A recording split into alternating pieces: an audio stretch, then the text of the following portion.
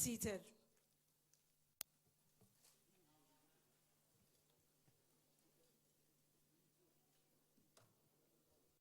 Please, can we all settle down? Those of us at the door, please, can you kindly walk in and find yourself somewhere to sit?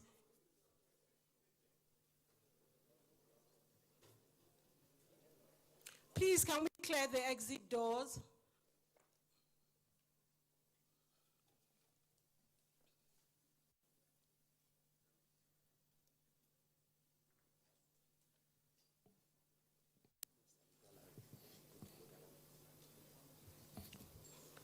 We have extra seats upstairs at the gallery. If you don't have a seat, please kindly find your way upstairs to the gallery.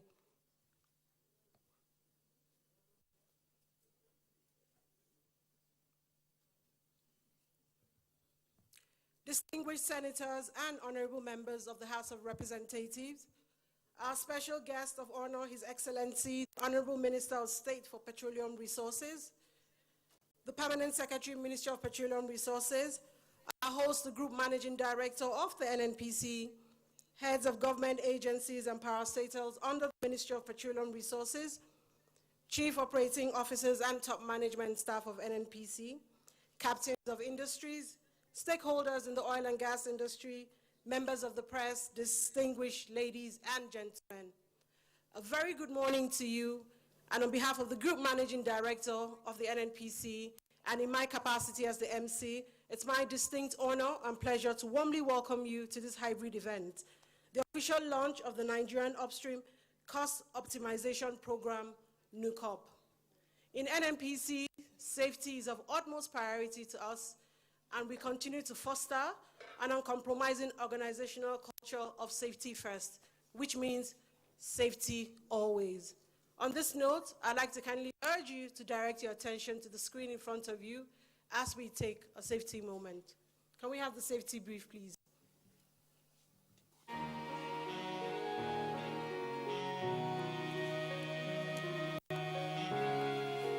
Welcome to the Nigerian National Petroleum Corporation NNPC headquarters, Abuja. In NNPC, safety is accorded highest priority. Hence, our fundamental value to the safety-first culture. Therefore, on the commencement of all gathering, safety brief is carried out to acquaint all attendees with our safety and emergency procedures on how everyone should respond in case of an emergency. This office complex is made up of 4 towers, A, B, C, and D. You are seated at the amphitheater located on the first floor of Tower A.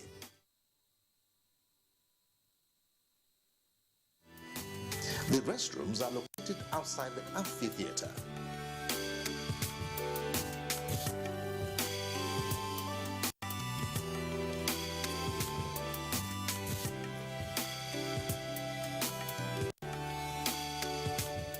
They are all clearly marked. The amphitheater is made up of 2 floors.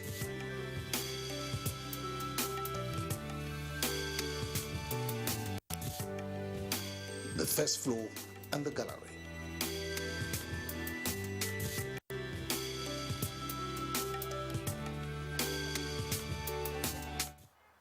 Test the mic. Test the mic. Leads to the staircase. Should the alarm sound, I should continue. you must exit this room without delay and calmly. The exit doors are all clearly marked. And once outside the amphitheater, proceed gently to the staircase. As you make your descent to the ground floor, you will go through 1 floor, as this building includes a mezzanine floor. Ensure you hold the handrail when making your descent. Please do not use the lift during an emergency, as it is unsafe to do so. Once outside the building, proceed to your designated muster point, where you will be further briefed. The physically challenged will be evacuated to the muster point by the safety warden. Should you require a first aid medical assistance, there is a clinic located at the ground floor of Tower A. Please remember to comply with the safety procedures. In NNPC, your safety is our highest priority. Thank you for your time. Have a very good meeting and enjoy the rest of your day. Thank you very much for that safety brief. Once again, it gives me great pleasure. Upstream cost optimization program on the Nigerian Television Authority. The Nigerian Upstream cost optimization program is an industry-wide initiative mainly designed to optimize Nigeria's upstream operating expenses through process enhancement and industry collaboration. This is to ensure improved and sustainable profitability for all stakeholders. It is initiated by the Group Managing Director of NNPC, Mele Kolo Kyari, in line with Mr. President's mandate. Presence of the Executive Secretary of the Nigerian Content Development and Monitoring Board, Engineer Simbi Wabote. We also have here present one of the NNPC board members, Mrs. Lami Ahmed. Permit me to recognize the presence of the Chief Operating Officer, Upstream, Engineer Adoki Tombome, fellow Nigerian Society of Engineers, and fellow Nigerian Society of Chemical Engineers. I'd like to recognize the presence of the Chief Financial Officer, Mr. Umar Ajia, the Chief Operating Officer, Ventures and Business Development, Engineer Yemi Adetunji, Chief Operating Officer, Gas and Power, Engineer Yusuf Usman, Chief Operating Officer, Refineries and Petrochemical, Engineer Mustafa Yakubu, and the Chief Operating Officer, Corporate Services, Mr. Mohammed Abdul Kabir Ahmed. Also ably representing the Chief of Naval Staff is the Rear Admiral Y.B. Wamba. He's here representing the Chief of Naval Staff. You're most welcome, sir.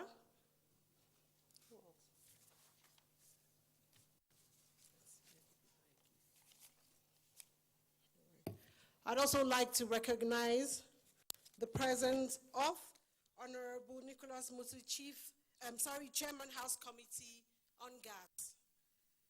I'd like to recognize all our guests that have joined us physically and virtually today. My name is Reiki Asambo, and it gives me ample pleasure to be your moderator this beautiful morning.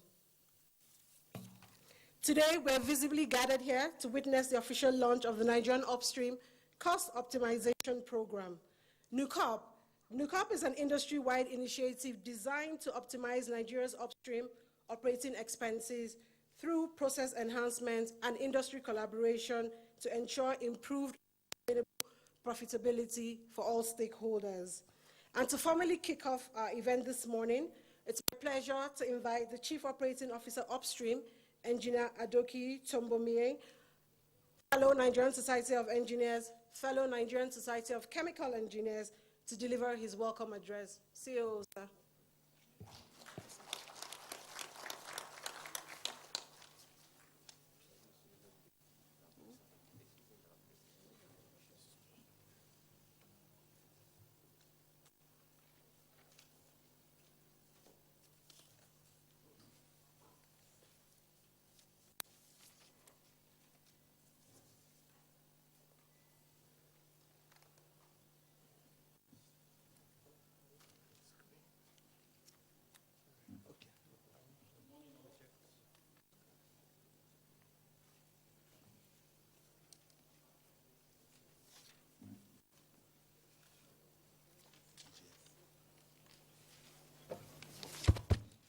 Good morning, all. It's so difficult to establish a protocol that has not been done. Members of the National Assembly, especially the chairman of the Senate Committee Upstream and Chairman House Committee Upstream, the special guest of honor and the Honorable Minister of State, Petroleum Resources, my own uncle and brother, the Permanent Secretary, Minister of Petroleum Resources, the chief host, my friend, my brother, my boss, the GMD of NNPC, Mele Kyari, heads of agencies of government present here, the members of NNPC board present here, the Chief of Naval Staff, ably represented by Rear Admiral Y.B. Wambai, my own brother, the Executive Secretary of NCDMB, stakeholders of the oil and gas industry, my colleagues, the CEOs and management and staff of NNPC, captains of industry, gentlemen of the press, ladies and gentlemen. We acknowledge your presence this morning despite the pressures of the impact of COVID-19 pandemic. This further demonstrates a commitment of sustaining oil and gas operations in Nigeria. It will be recalled that last year, the oil and gas industry was challenged by an array of unprecedented events, notably the plunge in oil revenues as a result of global glut in supply and consequent crash in the crude oil prices arising from the COVID-19 pandemic.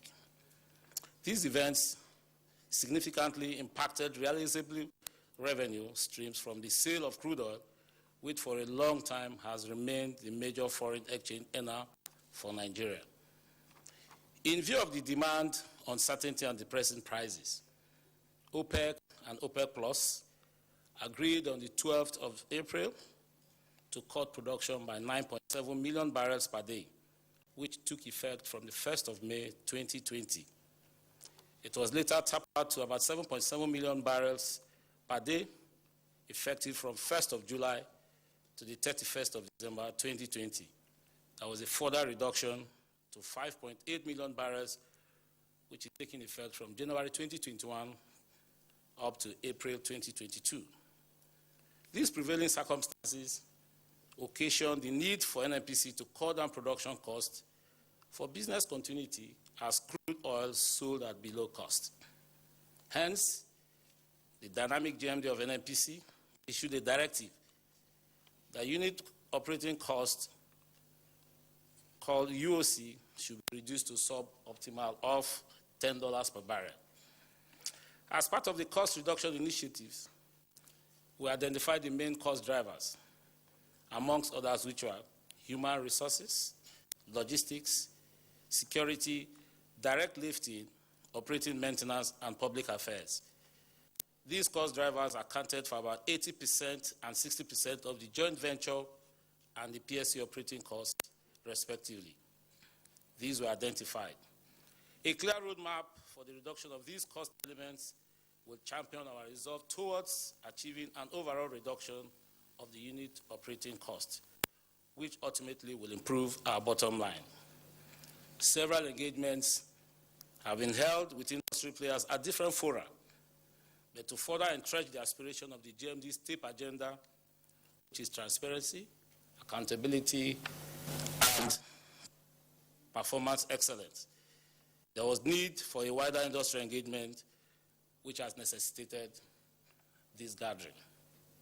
This commitment will avail NNPC the opportunity to cooperate with its partners in order to avail the Nigerian Upstream Cost Optimization Program, popularly called NUCOP. This is the sole objective of optimizing the upstream operation cost through process enhancement and collaboration within the industry.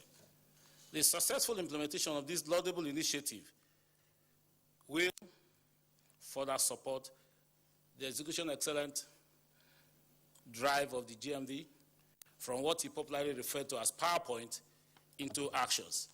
Ladies and gentlemen, it gives me great pleasure to welcome you all to this unique occasion. On behalf of the GMD and staff of management of NNPC, we welcome you all and I wish you a fruitful deliberation. Thank you very much. Thank you very much, Engineer Adoki Tumbomie, Chief Operating Officer, Upstream, fellow Nigerian Society of Engineers, and fellow Nigerian Society of Chemical Engineers. Permit me to once again recognize the esteemed presence of Senator James Manager, Chairman, Senate Committee on Gas. You're most welcome, sir. I'd like to recognize the presence of Dr. Tajuddin Umar. He's one of the NNPC board members. You're most welcome, sir. And permit me to recognize the gentlemen of the press. Once again, you're welcome to this occasion. At this juncture, I'd like to very diligently and most respectfully invite the Group Managing Director of the NNPC, Mr. Mele Kyari, to give us his opening remarks. JMD, sir.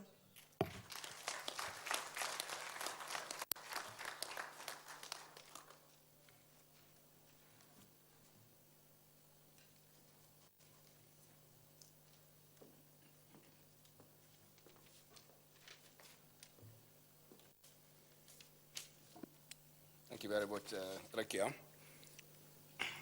I don't know where to start from, except to do the right thing, which is to recognize the presence of distinguished Senator Albert, the Chairman, Senate Committee of Upstream, and also distinguished Senator James Manager, Chairman, Senate Committee on Gas, and other members of the National Assembly present here.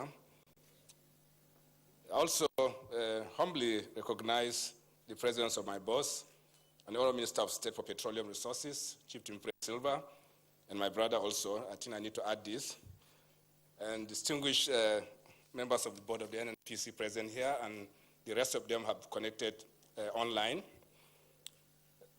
Also, my younger brother, I think I have a right to say this, Simbi, and the difference is clear. He's ordinary father, I'm a grandfather.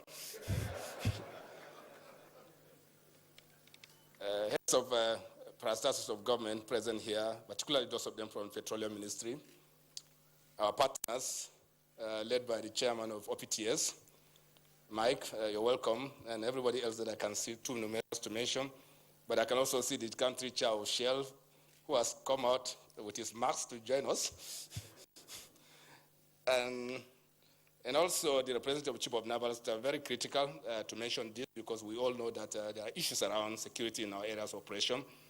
We're very profoundly grateful for the chief of naval staff to send Rear Admiral Wambai to join us and extend our best of regards to the chief of naval staff. Other stakeholders in the industry, particularly the service industry, represented by Peter and others, and all other sectoral representations that we have in this place. My colleagues, CEOs of NNPC and all other management staff, all the body of NNPC staff, many of whom have joined us online, and also other captains of industry, gentlemen of the press, distinguished ladies and gentlemen. I know this protocol is long. I welcome you most profoundly on behalf of the entire NNPC family. And let me also ride on what my brother and my friend, Doki, has said around why we're here. First, let me make it clear that we are drawing this initiative from the background of the directive of government to the Honourable Minister of State for Petroleum Resources that we must pull down our cost of operations. And that's part of the deliverables that the Minister of State for Petroleum Resources has to pull down the cost of operation. It's also an informed self-interest pursuit for all of us. First, as we all know what's happening around energy transitions and the things that are happening globally, the choices that our consumers have, the choices that investors have across the world, there is nowhere in the world where a less cost-efficient operator can survive. So it's not possible anymore. So you cannot produce $50 oil and survive today. That's not possible. You can do that in 2007 and 2008, but today it is impossible for you to continue to operate and be competitive. And competition means you are able to reduce as the least cost possible in the most efficient manner. And also, you have an environment that enables you to have margin from your investment. And you can't do all this without having the right security architecture around your business, particularly in this country. And the combination of this has made it clearly difficult for us to have a competitive business environment. There are a number of issues around synergy which we are not able to achieve over the years. And now it has become much more expedient to deliver on this. There are a number of taxation systems and processes that we have in place that sometimes compete with each other that we need to resolve. There are issues around security that all of us are setting up armies of our own to protect our assets. That can't continue. First, it is expensive, and they are also inefficient. We do deliver a number of services to the industry by our partners. First, our service community are not able to plan around our business. We do many things that ordinarily should be done collectively. It's done in very many jurisdictions, yet accommodating everybody in the loop, not discarding, but also introducing the efficiencies. And also businesses are also deliver in a cost-effective manner. Even for our contractors, sometimes our practices make it difficult for them to deliver cost-efficient services to us. And that is clearly an issue that we'll have to respond as an industry in order for us to remain competitive. We'll deliver our national objective of promoting growth in our economy, growth in our local capacities, and ultimately also our business partners who are putting their money to make sure that this works for all of us will get back with a reasonable margin. And that's unavoidable completely. No one will put his money as a CSR, and I've always said this to our partners, that we don't see you as CSR, we see you as a business. And businesses come to invest so that they can make benefit from it, and they have a choice. The choice is between the options that they have.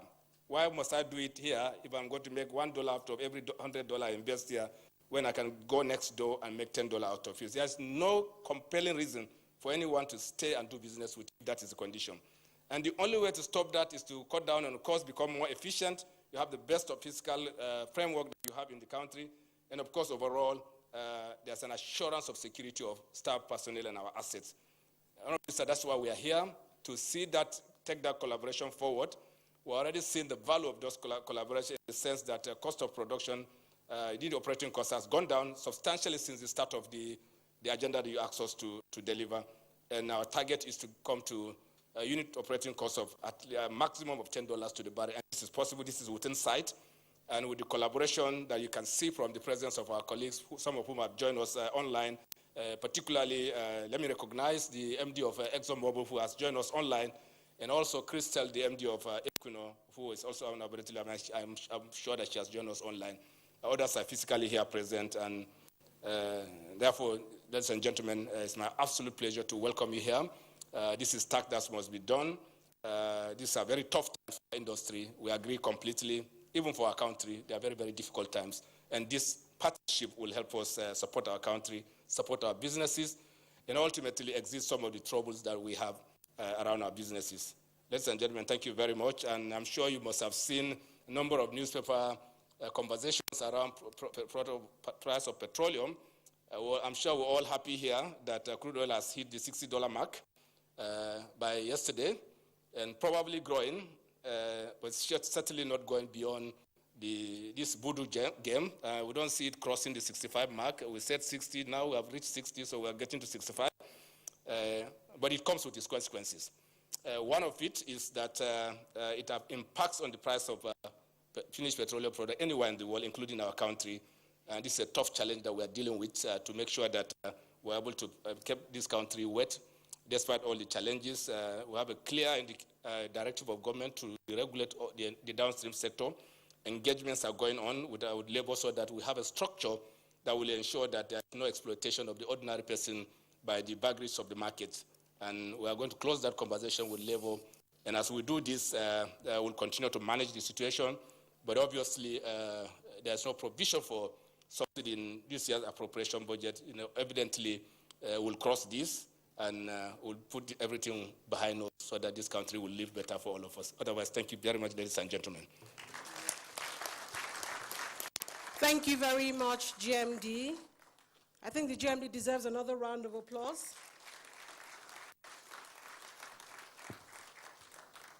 Permit me to recognize the presence of the Senior Special Advisor to the President on National Assembly Matters, Mr. Umar El Yaqub.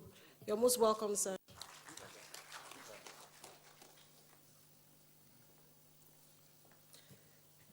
I'd like to recognize the presence of the presidents of Pengasin and Nupeng, Festus Yusifo and Williams Akporeha. You're most welcome.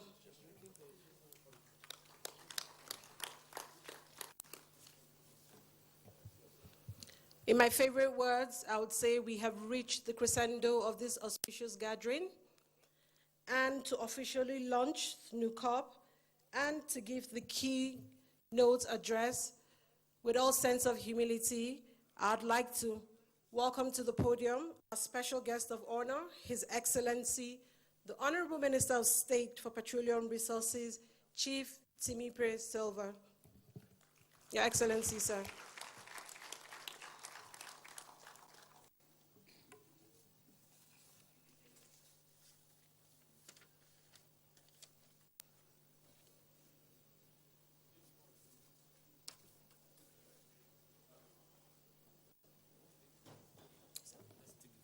Okay. All right. Okay.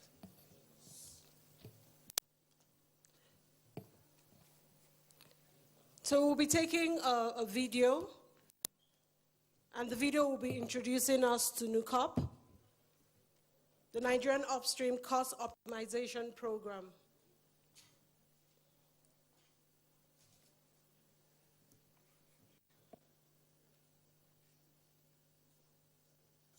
Is endowed with abundant resources and potentials, with the oil and gas industry currently standing as one of its most important sectors.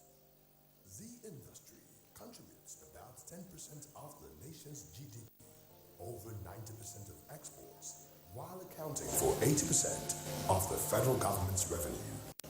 With reserves of approximately 37 billion barrels of crude oil and 203 trillion cubic feet of gas, an average daily production of 2 million barrels of oil per day, and 8 billion standard cubic feet of gas daily, Nigeria has the capacity to generate 48 gigawatts of electricity from gas. However, Nigeria currently generates 4 gigawatts of electricity, a performance gap that requires optimization. Nigeria can only sustain production of oil and gas for the next 40 years and 60 years respectively, without additional increase in reserve. It is noteworthy that almost 90% of wells in the onshore and swamp are less than 15,000 in depth, largely because they were drilled in the 80s and 90s using 2D seismic data. Armed with newer technologies and at deeper horizon, Nigeria may discover additional reserves, thus ensuring sustainability and the country's energy security. Despite its vast resources, geographical advantage, and large market, Nigeria's oil and gas industry is plagued with high cost of operations due to lack of synergy within the industry and protracted contracting cycle, amongst other issues. Consequently, the industry has become uncompetitive, unprofitable, and ultimately unsustainable. On inauguration as Minister of State Petroleum, 9 mandate areas were handed to me by Mr. President, one of which is to ensure the reduction of operation costs in the oil and gas industry. This mandate was accentuated by President Muhammad Buhari recently at the commissioning of the Oil and Gas Excellence Center in Lagos. A set target for the attainment of sub $10 per barrel unit operating costs led to the identification of the upstream main cost drivers: HR, logistics, security, direct lifting, operation maintenance, and public affairs. With an indicative price of $50 per barrel, joint venture operational expenditure constitutes about $22. Capital expenditure, $12 per barrel. And after all statutory deductions, the shareholders are left with a paltry profit of $1.4 per barrel. This represents a distorted cost structure. For an industry positioning for growth, capital expenditure ought to be more than operational expenditure. This also buttresses the fact that the industry is unprofitable with unsustainable operating costs. The West African Median Unit Operating Cost, UOC, is about $9.4 per barrel, whereas Nigeria's aggregate unit operating cost stands at $13 per barrel, with the national target, UOC, pegged at sub $10 per barrel. There's no way you increase value when you spend more money than you need to do on the production process. That's what has been happening, and that is because there's absolute lot of synergy in the industry. And what we're bringing on the table is to make sure that we pull down this cost. So once you're able to pull down the cost, your tax revenues will increase. Also, your margin on the production will also increase. And ultimately, the shareholders will benefit from it materially. A deep dive into the UOC structure indicates that human resource, logistics, and direct handling costs represent about 70% of total operational expenditure for the industry.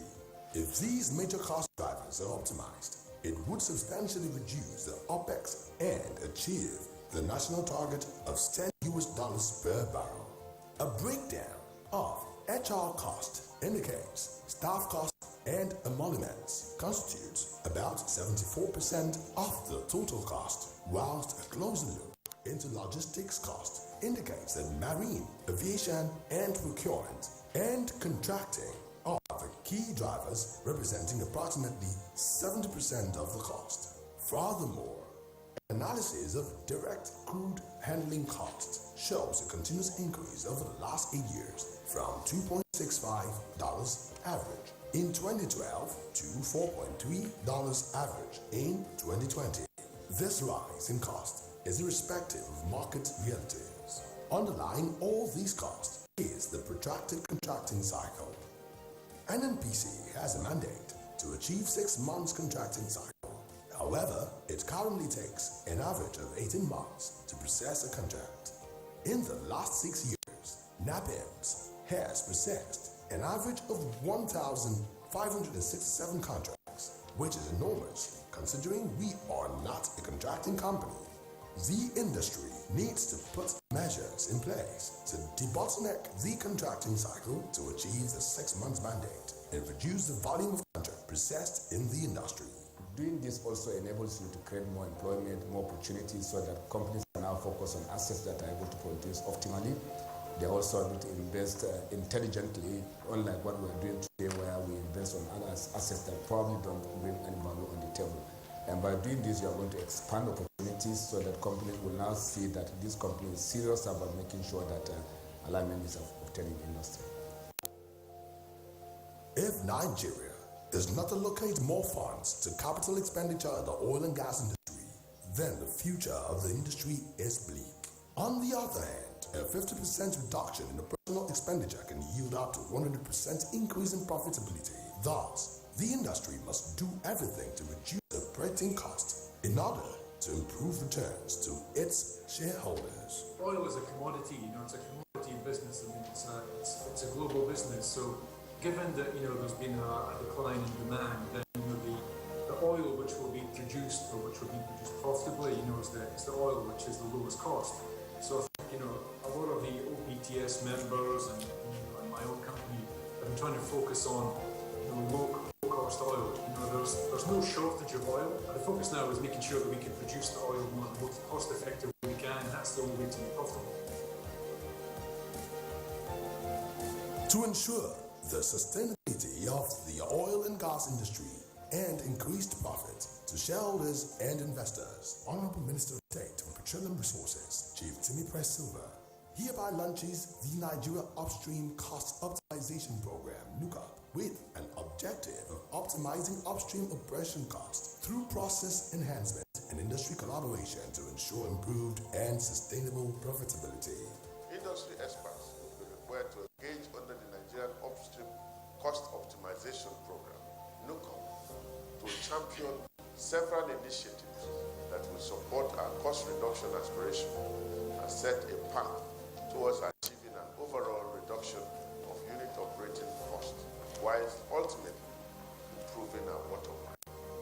The successful implementation of this laudable initiative in 2021 will further support the execution excellence drive to move from words to action.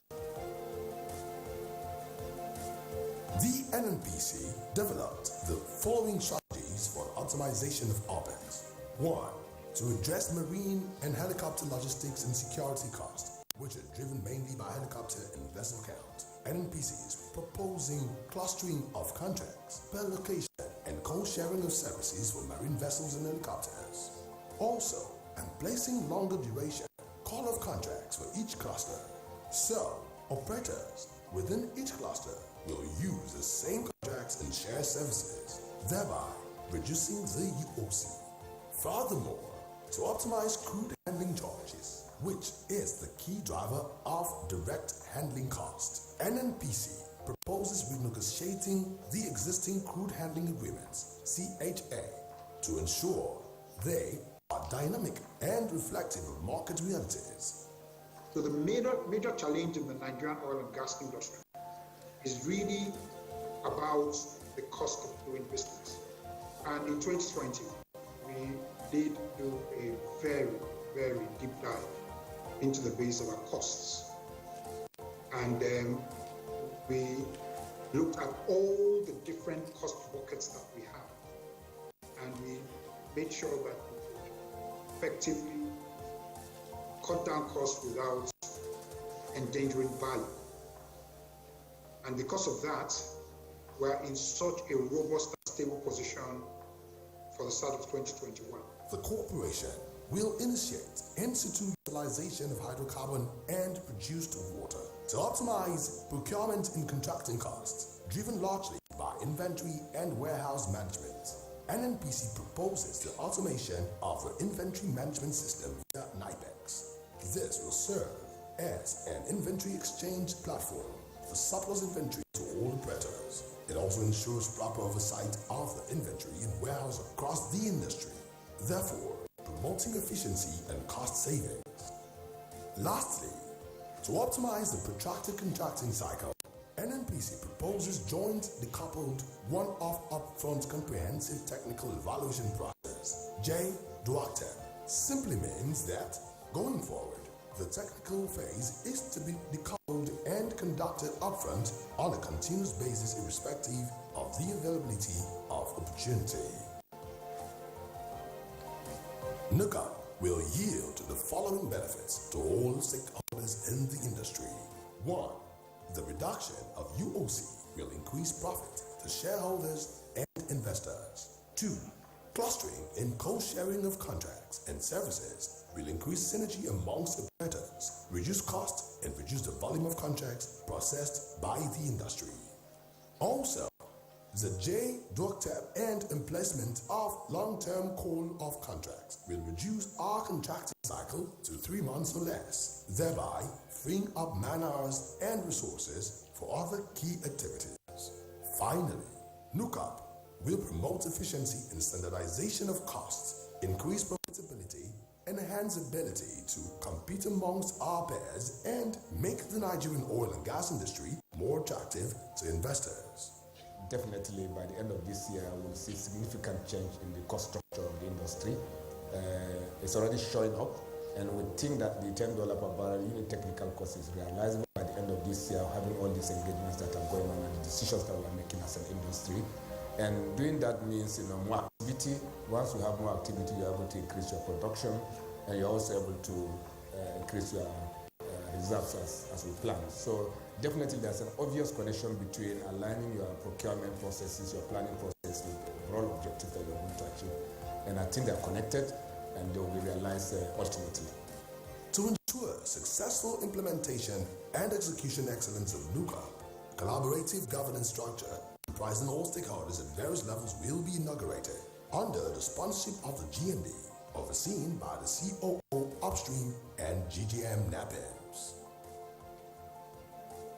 The success of NUCA is dependent on effective and efficient collaboration amongst all the stakeholders to design and implement the proposed initiative.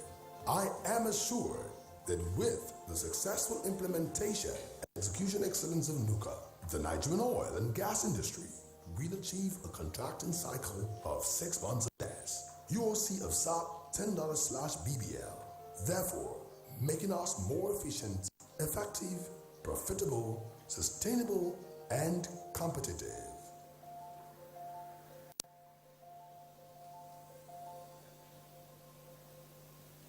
Nigeria, Africa's largest oil producer, is in fact. Thank you very much for the very insightful video. You must agree with me that it has dissected the Nigerian Upstream Cost Optimization Program. Moving on, it is my singular honor to humbly invite our special guest of honor, His Excellency, the Honorable Minister of State for Petroleum Resources, Chief Timi Silva, for his keynote address and to officially launch the Nigerian Upstream Cost Optimization Program. Please, a huge round of applause for him.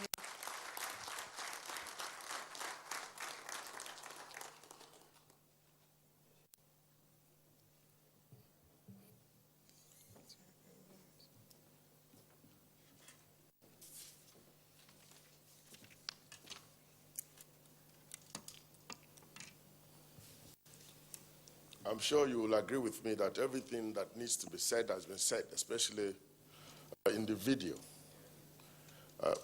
Members of the National Assembly, especially the chairman of the Senate Committee on Upstream, and my brother, the one that we have to all take some advice on management from, Senator James Manager,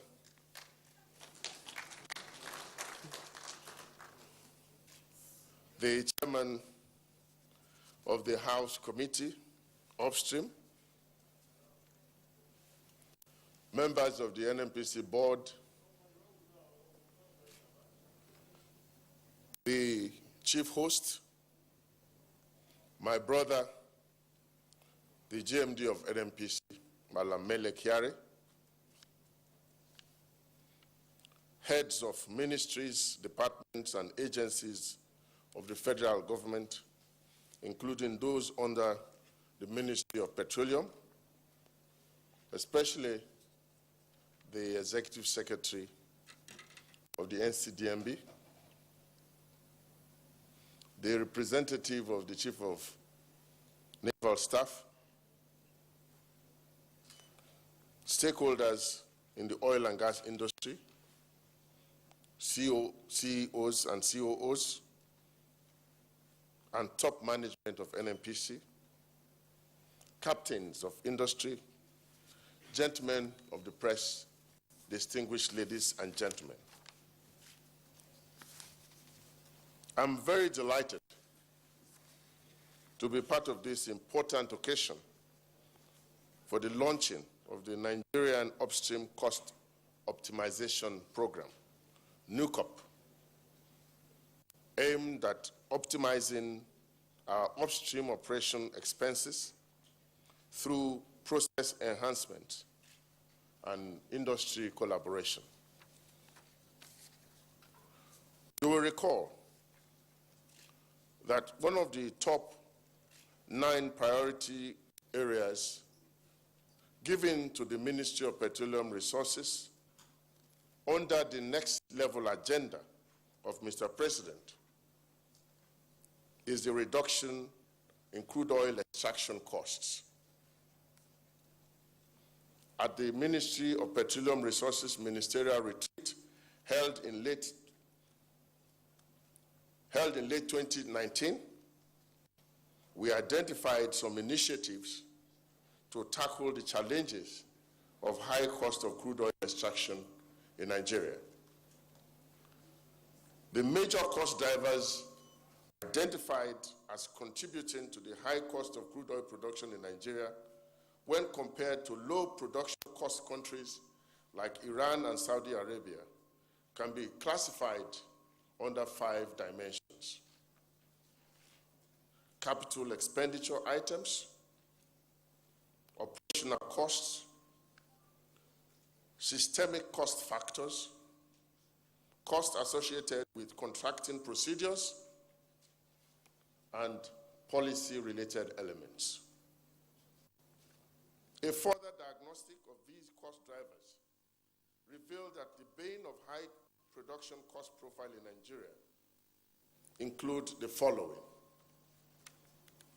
lack of proper project definition, weak collaboration and standardization, capacity and capability issues, security-related issues, facility reliability and uptime limitations, financing and payment delays, the single sourcing syndrome, high crude oil handling charges, high magnitude of crude oil loss, over-regulation, bureaucracy, and multiplicity of tariffs, excessive expenses, and bogus owners' project management team costs. In line with the commitment of President Muhammadu Buhari's administration to address these issues, Mr. President recently commissioned the National Oil and Gas Excellence Center in Lagos. We have also put in place an industry standing committee to monitor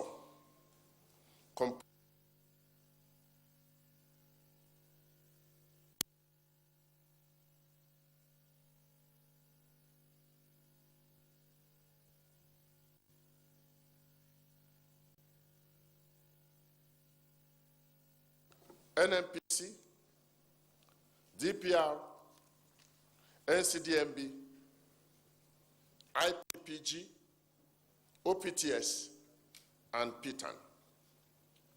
The committee has made significant progress in finding short and medium-term solutions. I will mention some of the measures already taken. Designed the template to collate the unit technical cost and unit development costs of production by oil field and by operating companies in order to identify cost-efficient operators. Instituted a monitoring system in the Ministry of Petroleum Resources to track cost trend and carry out cost benchmarks between Nigeria and other oil-producing countries, especially those with low production cost profile. Established protocol for direct interface with operating companies to monitor their compliance with cost reduction directives. Creation of an industry cost efficiency ICE program by major operating companies aimed at unlocking cost optimization opportunities, including improving supply chain efficiency for inventory management, application of shared services for logistics and security, optimization of their in-house contract approval processes, amongst other initiatives. It is important to emphasize that these efforts have made some impact in driving down crude oil production costs, but we still have a long way to go. Currently, the average total cost per barrel is now below $30 for the joint venture agreement and below $20 per barrel for the production sharing contracts. We need to do some heavy liftings, not only to get to the optimal band of unit operating costs, but to also sustain it as part of our way of doing business. Today's engagement session with industry stakeholders is part of the resolve of this administration to confront this challenge. I expect robust discussions and a realistic roadmap to achieve the cost optimization objectives. In this regard, I expect today's engagement to reach a landing on some of the key recommendations that have evolved from the efforts of the Industry Standing Committee on Cost Reduction, which include the case for increasing threshold value for JV and PSC contracts, the case for shared services and extending contract duration for certain big-ticket contracts, such as marine logistics, drilling, and aviation services to drive capacity development. Value for money spending, including challenging the mindset that make contractors default to quoting higher figures while tendering for oil and gas contracts. Harmonization of NIPEX and NCDMB supplier database, improving vendor categorization and enhancing the application of the e-marketplace. Consideration for service level agreements between NAPIMs and operators, like the existing SLAs between NCDMB and industry operators. Institution of ministerial recognition and reward system for cost-efficient producers. I must emphasize that achieving cost reduction is also enhanced by delivering our growth aspiration of 40 billion barrels of oil reserves and 3 million barrels per day production. Thus, we are working assiduously to address other structural, fiscal, and governance issues in the industry, including domestic utilization of produced oil to obviate export restrictions. We are at the point of addressing one of the uncertainties around the industry caused by long-drawn processes related to the passage of the Petroleum Industry Bill. I wish to assure you from a vantage position that the executive is on the same page with the legislature on the need for the expeditious passage of an investor-friendly petroleum industry bill within 2021. I'm looking at you, Chairman. I hope I'm speaking your mind. In conclusion, I want to appreciate all stakeholders, IOCs, IPPG, NMPC, NCDMB, DPR, service companies, and indeed the Ministry of Petroleum Resources for their positive disposition towards a collective effort to position Nigeria as a preferred destination for investors in the hydrocarbon value chain. The impact of the COVID-19 pandemic provides a great opportunity for us to push the reset button on the various aspects of the Nigerian oil and gas industry. I look forward to your sound recommendations and action plan from this engagement session. I assure you of my commitment to provide every support for all new measures that will take us to our desired destination. I thank you very much for listening.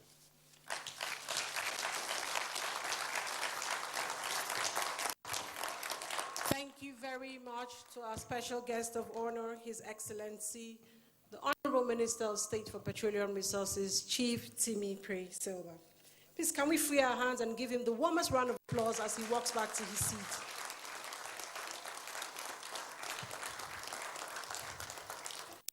I'd like to recognize the presence of the Chairman House Committee Downstream, ably represented by Honorable Kasimu Bello Megeri. You're most welcome, sir.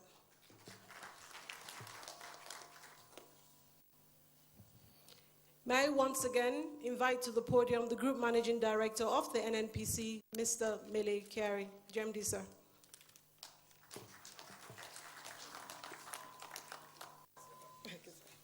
Thank you very much. Just to recognize the presence of Nupeng and President of Vegas, my two younger brothers, Festus and William.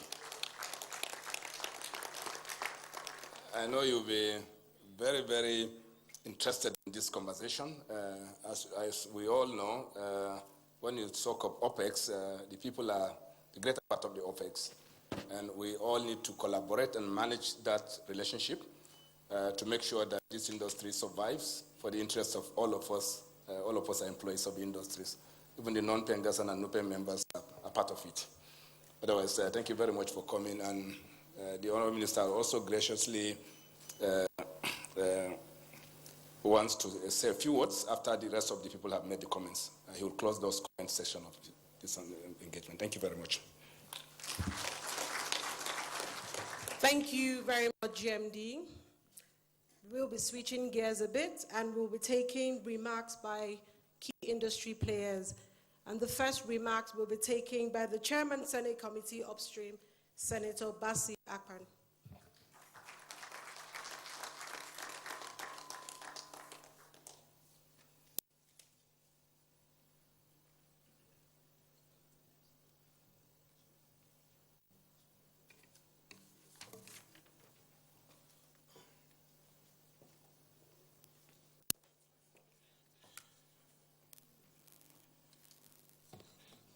The Chairman, Senate Committee on Gas, and the Manager of the Senate,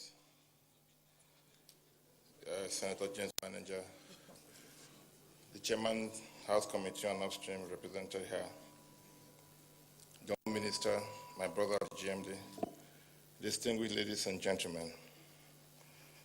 Let me, on behalf of our dear Senate President, Senator Ahmad Lawan, welcome you to this gathering. Like they say, necessity is the mother of invention. A couple of weeks back, we were in Lagos, where the President actually launched the Oil and Gas Excellence Center by the DPR.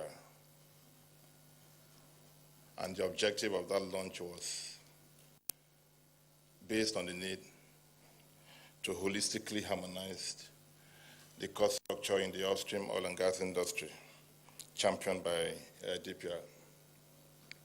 Here we are again, invited by the GMD to equally witness the synchronization of this same issue, which depicts the fact that it is better late than never. Listening to the GMD, the CEO of Upstream, as well as the Minister, I think there is a general consensus by each and every one of us that there is a need to take a second look at our upstream cost structure.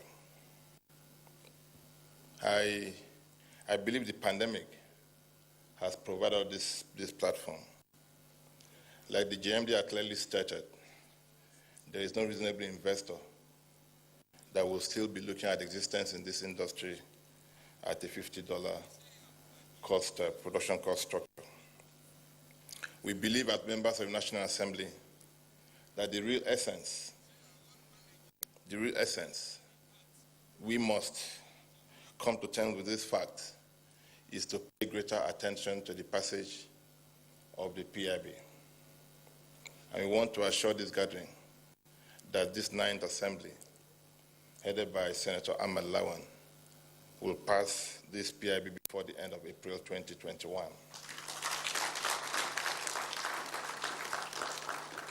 We have set these timelines for ourselves as a body because, like they say, what gets measured gets done. And we have provided clearly defined timelines to enable us to meet these set targets.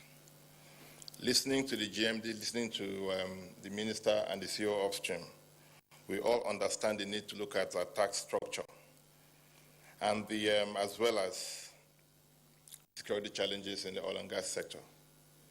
Yes, when we were in Lagos, we were all equally told by DPR and the Minister, as well as Mr. President, on the need for the relevant stakeholders to harmonize their logistic structure. And here we are again, the need to streamline and equally harmonize security and that tax structure as part of our cost reduction objective has been clearly defined. As a Senate and National Assembly, we want to assure you that the real essence of our taking a second look at the PIB this time with all amount of seriousness is the need to update all our obsolete and outdated oil and gas laws which has been overtaken by events, as well as the need to consolidate all existing oil and gas legislation into a single document for ease of understanding and implementation. Let me assure each and every one of you, I think I'll be speaking the minds of the Chairman Senate Committee on Gas Resources, as well as other distinguished colleagues in the National Assembly, that we'll do everything utmost possible to ensure that we pass a bill, not just a law, but a law that will be globally competitive, a law that will meet all clarity standards, and a law that will be easy to implement, and most significantly, a law that will drive the much desired investment into our oil and gas industry.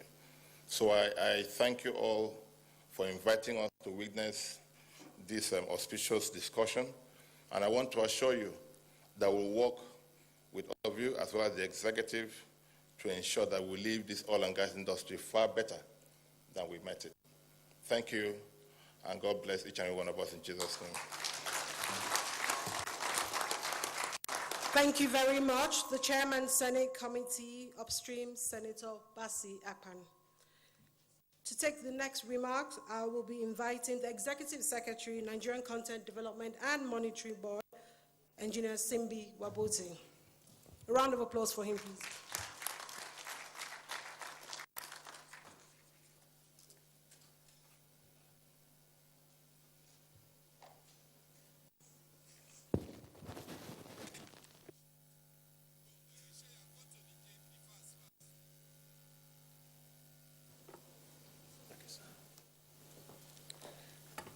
The members of the National Assembly, talking about the array of junior brothers and younger brothers. My younger brother, distinguished Senator Basi Akpan. I only bow when I get to the National Assembly to him, but anytime he's out of there, it's my younger brother. My distinguished Senator James Manager, my daughter was asking me that since I knew you've been a manager, when are you going to be James Director? Welcome. Honorable Minister of State for Petroleum Resources, my boss, and my dear friend, the latest grandfather, the GMD of NNPC. Captains of industry, distinguished ladies and gentlemen, I think this gathering is long overdue. When you look around, I recall in my days in Shell when the likes of Osagi entrusted in me the responsibility to pursue and drive down cost. And I started working that process from Shell and also collaborating with the industry. I recall then with the Ministry of Petroleum Resources and also NNPC, which led to, at some point, we established a committee, which I was leading. Then the advisor on petroleum resources, Emmanuel Iboga, of late blessed memory, was leading that effort. We set up a team to look at how to lean the process in order to drive down costs.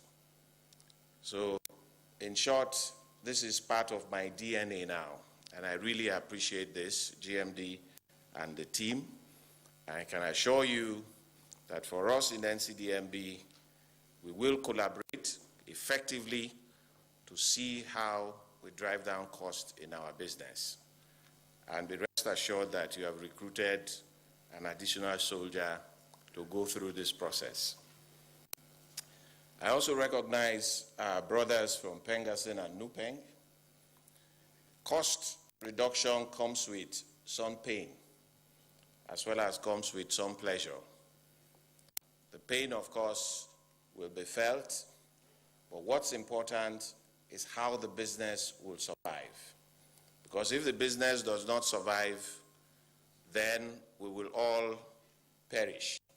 Therefore, we must come together to be able to go through the process of cost reduction while also recognizing the need to balance our requirements in country where we continue to sustain jobs, as well as continue to use our locally built capacities in order to drive down cost.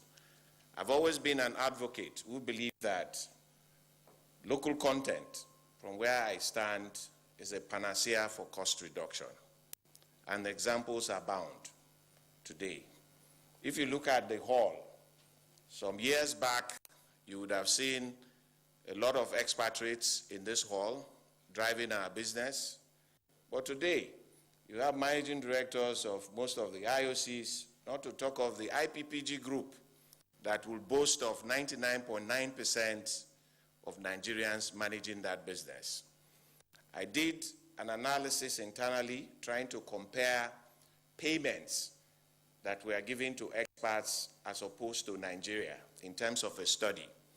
I discovered the massive cost savings because we have Nigerians running some of these establishments. Therefore, there is no debate about the benefits of local content.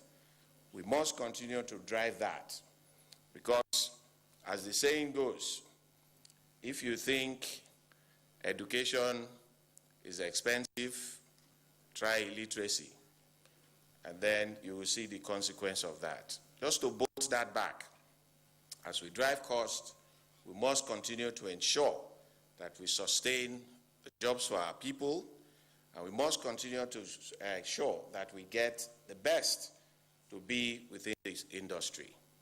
Therefore, on behalf of myself and the entire NCDMP team, I wish to assure the GMD and the Minister of State for Petroleum Resources that we are all committed to this mandate by our dear President. Ladies and gentlemen, thank you for listening. Thank you very much, the Executive Secretary of the Nigerian Content Development and Monitoring Board, Engineer Simbi Wabote. To take the next remark, I will be inviting the Chairman, All Producers Trade Section, OPTS, Mr. Mike Sangster.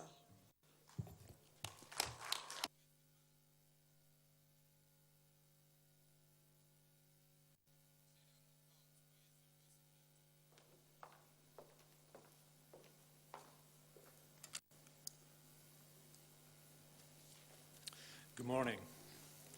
To the Honourable Senators here present, Chairman of the Upstream Committee and the Gas Committee, to the Honourable Minister of State for Petroleum Resources, and to the Group Managing Director of NNPC, and to our previous wonderful speaker, the Executive Secretary of NCDMB.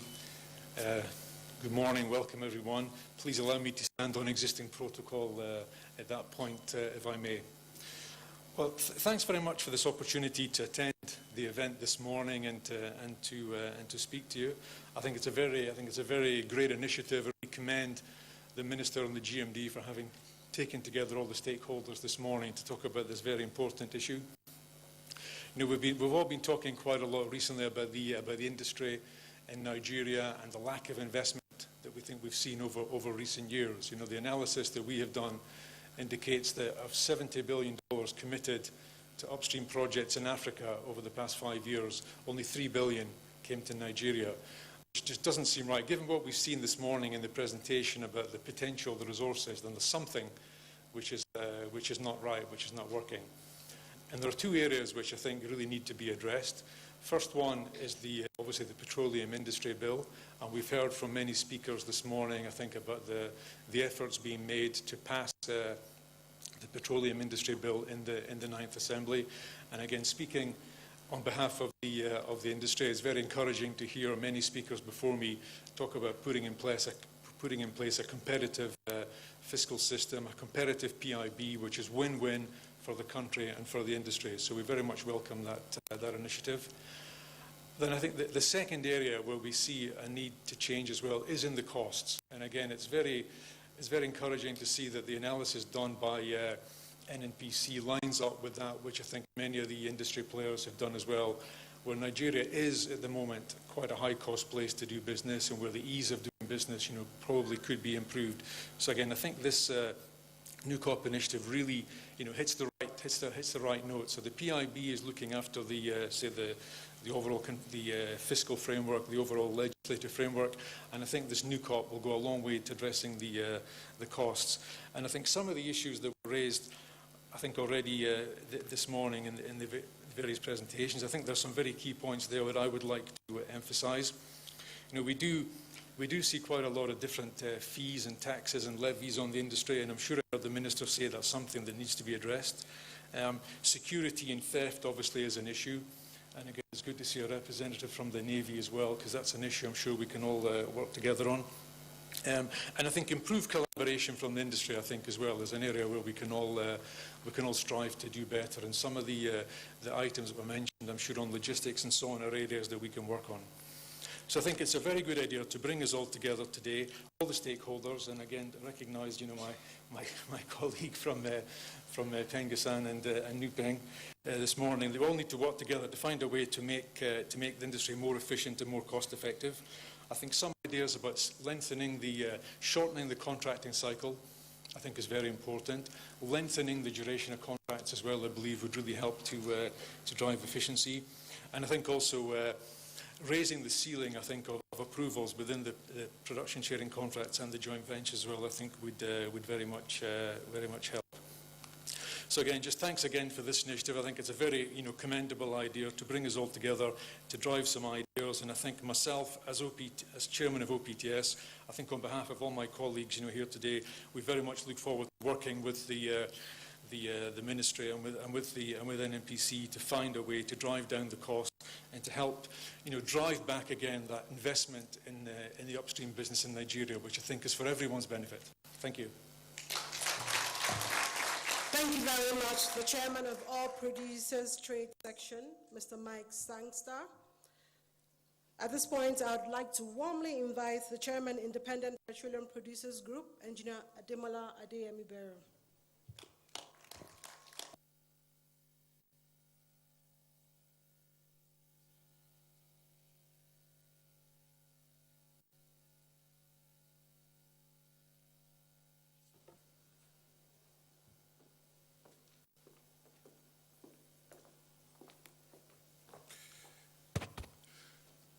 Good morning. Distinguished members of the National Assembly, the Chairman, Senate Committee Upstream, Chairman, House Committee Upstream, Honorable Minister of State for Petroleum Resources, the Group Managing Director of NNPC, and the Group Leadership of NNPC, fellow colleagues in the industry, and all members present here this morning. First, let me really say a big thank you to NNPC, but also to government for taking this cost initiative forward. For indigenous companies, I can say really upfront, and when I say indigenous companies, it's a wide spectrum. Marginal field players, JV partners, and also those who operate PSCs. Because of our particular nuance, to get investments in, we need to have our costs in the right place. So this particular initiative is key for our survival. We borrow money, we fund our business through equity revenue that we make from our oil, but we also borrow money. And if the mix don't work, we're unable to borrow money. So, sir, this initiative is really for our survival. And I think I would say clearly that the indigenous companies are fully behind this, and we will play our part to make it happen. And we know we have a big part to play. Sometimes we are more interested in just buying getting the oil out and selling it, but we have to do it in the most cost-effective manner, and we know we have a responsibility there. But I'd like to touch on a few things that have been said. Collaboration is key.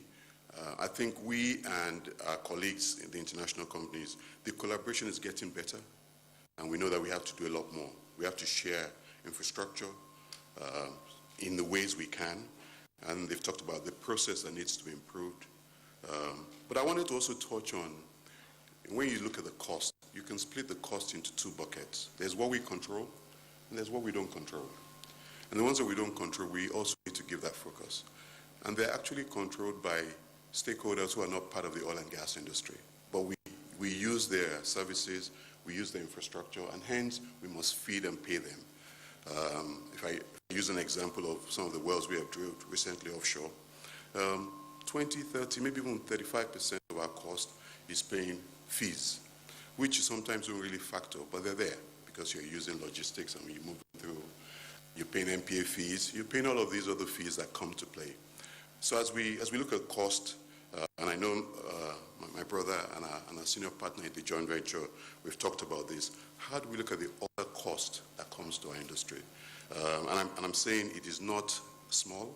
It could be up to 30-35% if we don't manage it well. So the cost outside our control is something we should also spend time on, and we must. I want to also say that we're in a COVID world, and the COVID world is requiring us to heighten our mitigation to make sure that our operations don't suffer. If we have a COVID impact, we have to shut down operations. Costs will continue to be spent and incurred until we are out of that mitigation. And I think right now we are all doing it from the directives we've been given on our own. How do we collaborate? Because for anyone to go offshore, go to any plant, has to go into quarantine, has to be tested before they go in and when they come out. And this is cost. And it's cost that we are all incurring in 2020. But I know that talking to our senior partners in NAPIMS, they're already asking us, how do we optimize this? So I just want to remind everyone that COVID will not go away this year, and it probably not go away next year. The question is, how do we make sure that that cost is managed in a collaborative way so we share the infrastructure that's needed to do this? I think transparency is one, and one of the things I will commit to our senior partners is we must make sure that we're transparent on cost. And I think one of the things that I always share with my colleagues in IPPG is we have to be transparent. We can't hide cost. We can't put cost at different levels. We have to make sure that our cost is very transparent. And I think probably more, that's what I think government would expect out of the indigenous companies. So we fully support this initiative. I wanted to add one more. GMD is absolutely right. We have to get unit operating cost to $10. But when you look at that, there are two sides to that. There's cost, there's production. So we must make sure that for every dollar we spend, we get more value for it. And what is that value? It's the production we make. So I don't want us to probably the operators in the industry, to NAPIMS, to MPDC, to all those who are involved in getting this oil out of the ground. How do we make sure that we use technology, we use all the right things that instead of getting 5,000 barrels a day for spending 10 million, can we get 20,000 barrels a day? Can we get 50,000 barrels a day? Because automatically, you start to even make the cost reduction even a lot better.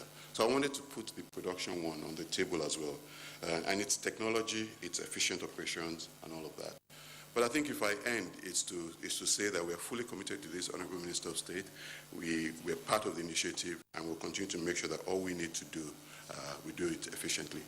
Thanks for inviting us, and I know my colleagues around this room will agree that this is an initiative that we truly need. Thank you very much. Thank you very much, the Chairman, Independent Petroleum Producers Group, Engineer Ademola Adeyemi-Bero. So we have been sitting for 1 hour, 30 minutes, and in the NNPC tradition of safety first, I'd like us to kindly just stand up and stretch for 1 minute. So we can stretch our hands, stretch our legs.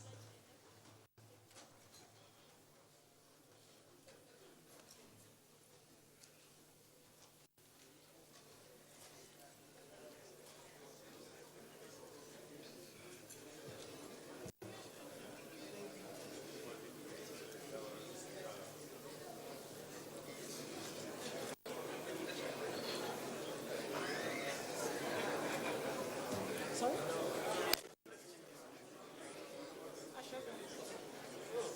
Because it's still working well.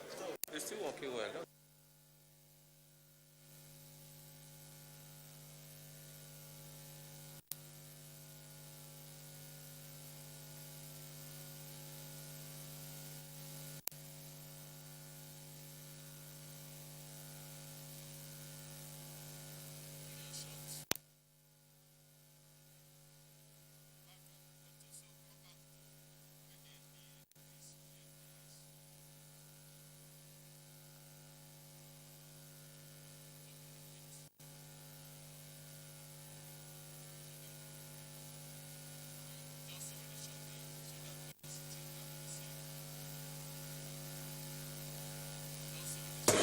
We have 10 seconds to go.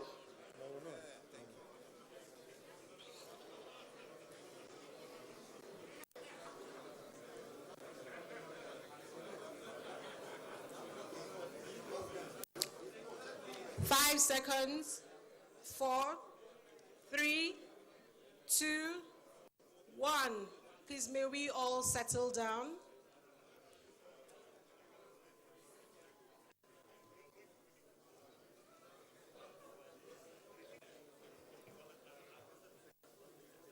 May we please settle down? Thank you.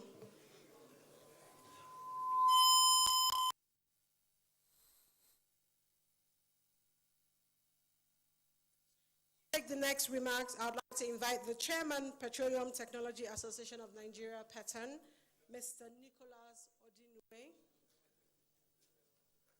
Please, can we give him a round of applause?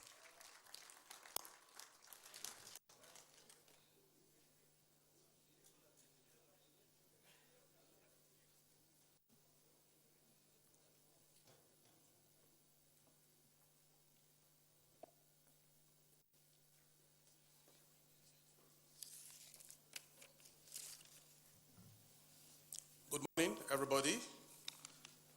Thank you to NNPC for this invitation to PETAN. PETAN welcomed this step that has been in the planning stage, and I'd like to thank the GMD and his team for making it work. It's long overdue. It's been long overdue. I remember that some years back, PETAN and other stakeholders had tried to do something but stopped somewhere. But once again, thank you with your team and the Honorable Minister for making it, roll it out, and we hope that this time we're able to drive it and sustain it. PETAN, like you know, is the premier oil and gas group that advocate for local service players to work in industry.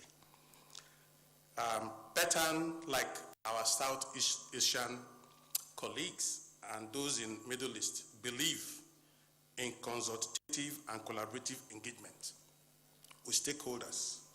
We like that there should be synergy with all stakeholders to make this initiative work. We like to see a simplified business process that will drive efficiency, including on-time payment to everybody involved in that chain, including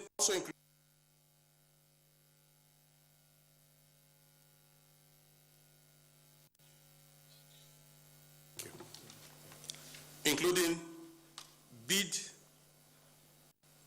reduction circles and those protracted award delays. I was just talking to some people before we came to start this event.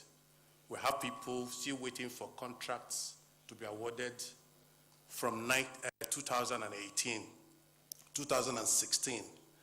And you know that such delays comes with costs, because the contractor will somehow try to make sure that those delays are paid for one way or the other. We also think in PETAN that there should be increased local content and capacity domestication to reduce cost of operations by local service providers. I'd like to talk about the last speaker who talked about crew change. Those of us in PETAN, we've come together and put out a paper which most of our stakeholders will get. You find that if the industry comes together, the cost associated with crew change and quarantine will go. It does not take anything for the industry with the leadership of NNPC and the OPTS and all of our colleagues at NCDMB to come together and ensure that the industry will lead to source and bring the vaccines in for our crew that go offshore. Once we are on quarantine and they get the first jab, according to the medical people, get the first jab, and by the time you come back, you have the second jab.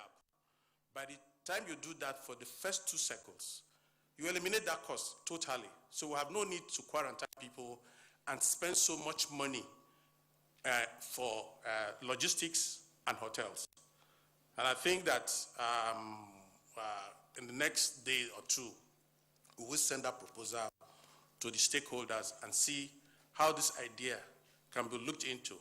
We believe that this will help reduce costs in the industry, since we're all trying to make sure that the petroleum industry survives. Thank you very much again for the invite.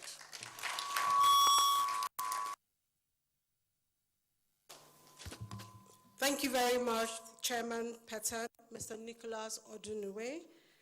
I would like to now warmly invite the Chairman Pangasin, Mr. Festus Sifo.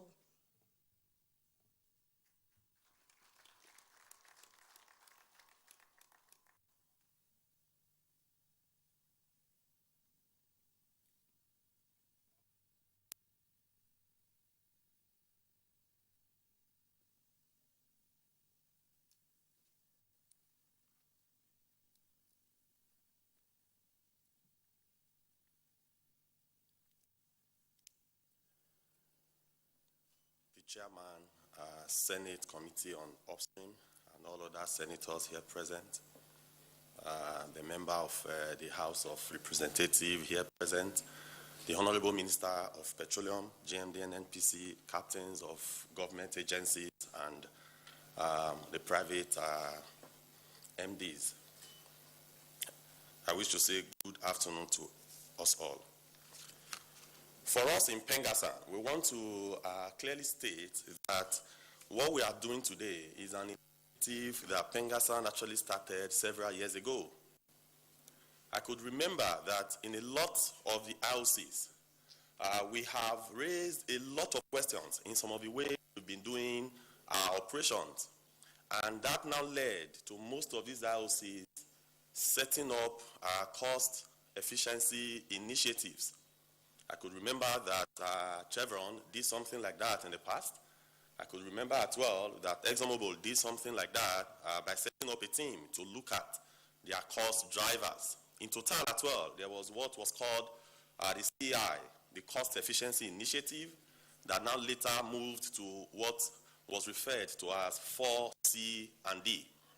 So these were all some of the initiatives that have been taken in the past to reduce the cost of operations in the industry. And in Pengassan, we have raised a lot of subject areas.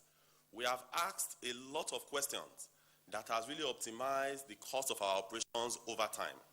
Yes, today, there is a need to do more. So we welcome the federal government, Federal Ministry of Petroleum, to the club that we started several years ago.